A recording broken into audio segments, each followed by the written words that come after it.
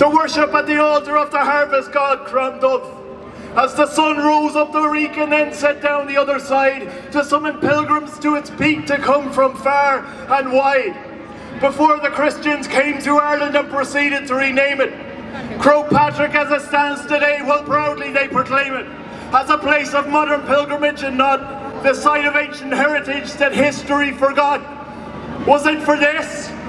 The Druids stood before the old gods of the trees and founded schools within their groves to learn the mysteries that lay buried in the branches and encoded in the leaves as the language of the earth written there for all to see.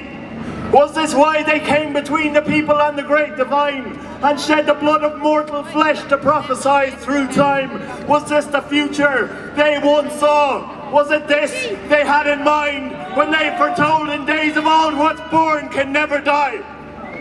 Was it for the only empire in Rome that still exists to confiscate our island, though some would still insist that we were never conquered, that somehow we escaped in spite of all the plundered land and the children that were raped? Was it the rules they teach in schools they claim were set in stone, that have rendered us like lambs to collapse if left alone, that now bring us back in droves to a church that we've outgrown, but are scared to leave or to believe we're better on our own? Was it for the famine, for the Irish Holocaust, that was rarely thus examined but in truth the human cost was inflicted on this island by the British, and yet peace is supposed to be some pure and noble diplomatic feat? But Mandela fought for what is right and was called a terrorist by the same people who in death have claimed his right to coexist was never left in any doubt nor disputed in the slightest, cause the darkest stars that ever were in death will shine the brightest.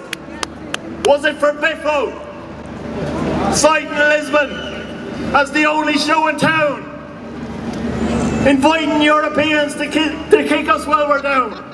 And even though we come to love with everything we are, the truth is every one of us has once been battle scarred, and the purest love that still remains is written in that kiss before we fall asleep at night that says, it was for this. Yeah! Here's folks.